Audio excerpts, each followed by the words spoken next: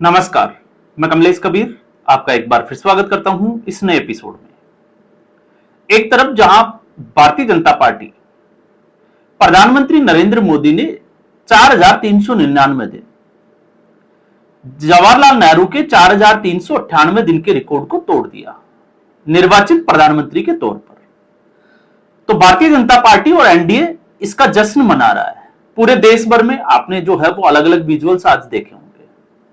और दूसरी तरफ आप इंडी अलायंस की बात करें तो इंडी अलायंस का जो मातम का दौर है वो कम होता हुआ दिखाई नहीं दे रहा। और अब जो चीजें निकल कर आ रही है वो दिखाती है कि दुर्दशा नहीं, अब यह गठबंधन दुर्गति की तरफ चल पड़ा है। और दुर्गति की तरफ कैसे चल पड़ा आप देखिए। विपक्ष की जो भी पार्टी है, आप कांग्रेस पार्टी और अखिलेश यादव की पार्टी समाजवादी पार्टी को इस वक्त जो है वो उन दोनों पार्टियों को छोड़ दे। इसके अलावा गठबंधन में जो भी पार्टियां हैं उनकी हैसियत क्या है आप देखिए। महाराष्ट्र से उद्धव ठाकरे की शिवसेना वो ऑलरेडी टूटी हुई है, ना उनके पास सिंबल है ना उनके पास नाम है।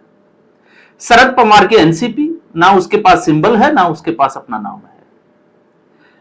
इसके अलावा अगर आप देखोगे तृणमूल कांग्रेस, ताजा हालात देखिए आप, और हालात कितने तेजी से बदलते हैं। और जब मैं ये कह रहा हूं कि दुर्गति हो रही है तो दुर्गति कैसे हो रही है। एक महीने पहले तक जो ममता बनर्जी रोड पे सड़क पर चलती थी तो हजारों लोगों का हुजूम चल पड़ता था, और आज वो अभिषेक बनर्जी के साथ अकेली चलती है। टीएमसी का कोई नेता भी उसके साथ चलने को तैयार नहीं है। जहां काकोली घोष पहले ही जो है वो लोकसभा सांसदों के साथ एक समर्थन पत्र एनडीए का लोकसभा स्पीकर को दे चुकी है, और आज शाम तक उसके ऊपर स्वीकारोक्ति का आई थिंक जो है वो फैसला भी आ जाएगा। दूसरी तरफ राज्यसभा, पहले सुखेंदु राय और अब सुष्मिता देव, जो एक बड़े कांग्रेसी नेता की बेटी है, इस्तीफा दे दिया तृणमूल कांग्रेस से, और उनकी मुलाकात होती है सुष्मिता देव।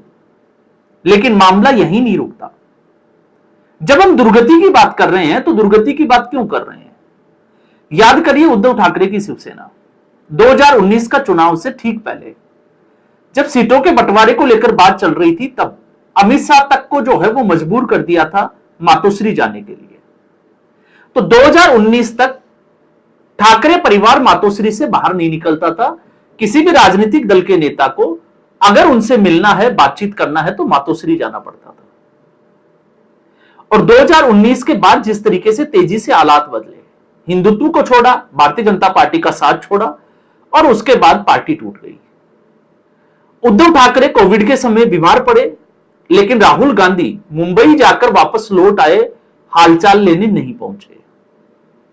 और फिर समय का पहिया ऐसा बदला कि वही उद्धव ठाकरे आदित्य ठाकरे को अंगुली पकड़कर, या आप कहें कि दोनों एक दूसरे की अंगुलियां पकड़कर, और संजय राउत उनका लीडर बना हुआ और 10 जनपद के चक्कर काटते हुए दिखाई दिए, और एक बार नहीं कई बार जो है वो दिल्ली पहुंचे। आज ठाकरे परिवार उस स्थिति में आ गया। तो ममता बनर्जी को आप देखिए, एक महीने पहले तक जब भी इंडी गठबंधन की कोई बैठक या किसी भी तरीके का कोई स्टेटमेंट आता था तो टीएमसी की तरफ से एक स्टेटमेंट दिया जाता था कि राहुल गांधी का नेतृत्व उनको स्वीकार नहीं है। अब इंडी गठबंधन की कमान ममता बनर्जी के हाथों में दे देनी चाहिए। यही ममता बनर्जी जो राहुल गांधी की भारत जोड़ो यात्रा उसको पश्चिम बंगाल में आने से रोकती है, उसका समर्थन नहीं करती। 2024 के लोकसभा चुनाव में यह कहना कि कांग्रेस पार्टी को वो 2 सीटें दे सकती है और उसकी शर्त यह है कि सोनिया गांधी ममता बनर्जी को कॉल करे। अब आप इसको क्या कहोगे। और जब चुनाव प्रचार चल रहे थे तो उस चुनाव प्रचार के दौरान राहुल गांधी स्टेटमेंट देते हैं और बड़े आरोप लगाते हैं ममता बनर्जी के ऊपर कि ममता बनर्जी एक सिंडिकेट चला रही है।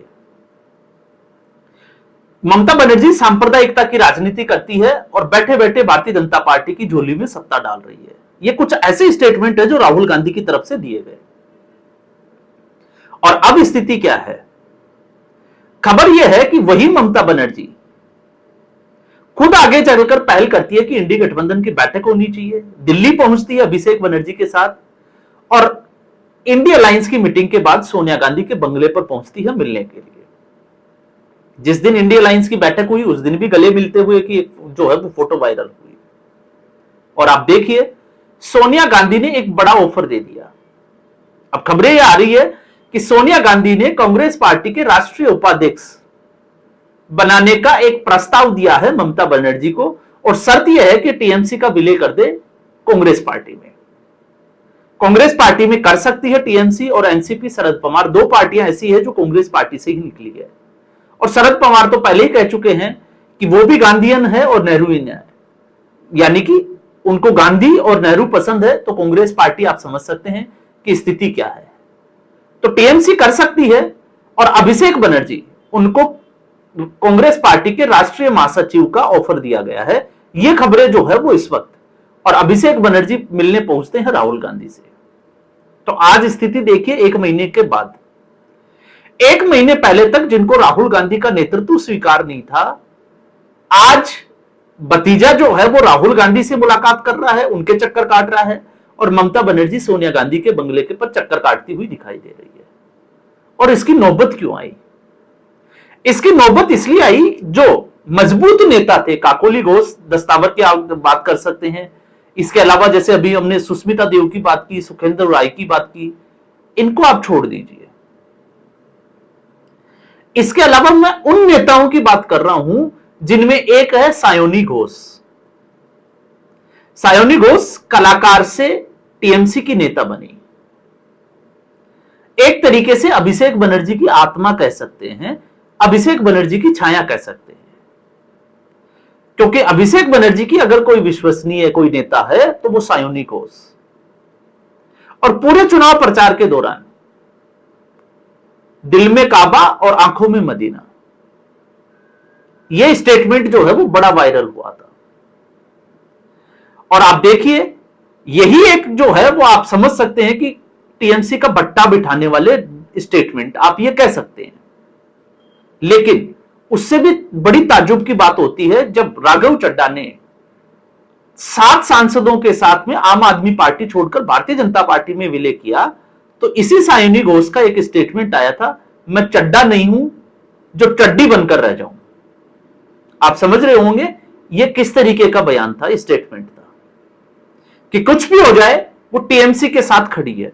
वो कभी जो है वो अपने जो जिसको आप कहें कि विचारधारा के साथ में जो विचार है, हालांकि टीएमसी का कोई विचारधारा नहीं है, लेकिन वो उसके साथ जो है वो खड़ी है। वही सायोनी घोष काकोली घोष के साथ जिन सांसदों ने हस्ताक्षर किए, 20 सांसदों ने, उनमें से एक है सायोनी घोष। तो कल तक जो टीएमसी का झंडा उठा रही थी, अब वो अपने आप को एनडीए का समर्थक बता रही है कि वो एनडीए को समर्थन करेगी। उनकी जो चेयर है वो टीएमसी से हटाकर एनडीए के साथ जो है वो कर दी जाए। तो इसलिए मैंने कहा है कि समय का पहिया देखिए, और इतना जल्दी और इतनी दुर्गति, क्योंकि आजादी के बाद से ऐसा नहीं है कि टीएमसी पहली पार्टी है जो चुनाव हार गई हो, बहुत सारी पार्टियां चुनाव हारी, लेकिन इस तरीके की टूट आप देखिए। एक बड़ा उदाहरण, आज लेफ्ट की कहीं भी सरकार नहीं है इस देश में, और लेफ्ट ने पश्चिम बंगाल में 34 साल तक शासन किया, और आज सीटों की संख्या कितनी है? एक ही राज्य में सरकार थी, केरल में, और केरल में भी अब उसकी सरकार नहीं है। लेकिन सवाल यह उठता है कि इतना बुरा परिणाम आने के बावजूद लेफ्ट पार्टी टूटी क्यों नहीं? एक भी नेता ने इस्तीफा देकर इस तरीके की भगदड़ क्यों नहीं मची? क्यों मन नहीं मची? जबकि तृणमूल में, कांग्रेस पार्टी में ऐसा क्या था कि तृणमूल कांग्रेस ताश के पत्तों की तरह बिखर गई, और बिखरी तो बिखरी, उसको समेटना मुश्किल हो रहा है। और जितना ममता बनर्जी कदम फूंक फूंक कर रख रही है, उतनी ही ज्यादा मुसीबतें जो है वो बढ़ती हुई दिखाई दे रही है। एक तरफ जनता जो है वो जुलूस निकाल रही है, अंडों और जूतों से टीएमसी के नेताओं का स्वागत कर रही है, टीएमसी के नेता हाथ जोड़कर कटमनी वापस कर रहे हैं। तो सिंडिकेट तो बड़ा था, और दूसरी तरफ नेता टीएमसी छोड़कर जाने को तैयार है, ना तो विधायक उनके साथ है और ना सांसद उनके साथ है। और ऐसी स्थिति में अगर टीएमसी का कांग्रेस पार्टी में विलय होता है, उससे पहले ये लोग एनडीए को समर्थन कर जाते हैं, क्योंकि विधायकों की जरूरत भारतीय जनता पार्टी को नहीं है। 208 ऑलरेडी भारतीय जनता पार्टी के पास विधायकों की संख्या है। तो भारतीय जनता पार्टी ने विधायकों के लिए दरवाजे बंद कर दिए, लेकिन भारतीय जनता पार्टी और एक और आप देखिए कि जो गठबंधन, इंडी गठबंधन नरेंद्र मोदी को सत्ता से बाहर करने के लिए जद्दोजहद कर रहा है। जब से ये प्रयास किए जा रहे हैं कि नरेंद्र मोदी को किसी भी तरीके से, चाहे वो अराजकता का ही सहारा क्यों ना लेना पड़े, सत्ता से बाहर किया जाए, उसके बाद से नरेंद्र मोदी अपने आप ही मजबूत हो रहे हैं। दूसरी पार्टियों के सांसद भारतीय जनता पार्टी को समर्थन कर रहे हैं, एनडीए को समर्थन कर रहे हैं, और जहां कमजोर होना चाहिए था वहां पर प्रधानमंत्री नरेंद्र मोदी मजबूत होते हुए दिखाई दे रहे हैं। और दूसरी तरफ विपक्ष, जिसके पास कुछ बचा नहीं है। कांग्रेस पार्टी खुद में जो है वो उथल पुथल चल रहा है। कांग्रेस पार्टी के कई नेता जो है वो राहुल गांधी के नेतृत्व को लेकर सवालिया निशान पहले भी खड़े करते आए थे और अब भी खड़े कर रहे हैं। लेकिन चूंकि कांग्रेस पार्टी के पास सांसदों की संख्या 100 है, सबसे बड़ी पार्टी है इस गठबंधन की, इसलिए जो पार्टियां फिचलगू पार्टियां या आप क्षेत्रीय दल कह सकते हो, जिनका अस्तित्व खतरे में है, अब उनको लगता है कि राहुल गांधी और सोनिया गांधी के साथ से शायद वो विपक्ष में बने रह सकते हैं, नहीं तो वो उम्मीद भी जो है वो दिखाई नहीं दे रही। लेकिन फिर सवाल यह उठता है कि क्या 2029 के लिए प्रधानमंत्री का चेहरा राहुल गांधी होंगे?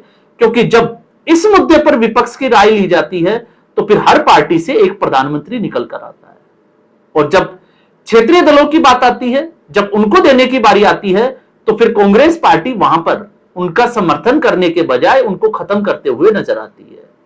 तो यह स्थिति और यह दुर्गति इस गठबंधन की इस स्थिति में आके हो जाएगी, किसी ने शायद जो है वो अनुमान भी नहीं लगाया होगा। बड़े बड़े राजनीतिक पंडित, विश्लेषक जो है वो इसमें फेल हो गए कि आखिर ममता बनर्जी का जो पार्टी थी वो किस नींव के, उसका आधार क्या था, उसकी विचारधारा क्या थी, जो इतनी जल्दी जो है वो बिखर के और ढह गई, और रुकने का नाम भी जो है वो नहीं ले रही।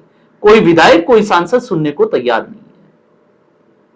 तो यही स्थिति है इंडी गठबंधन की।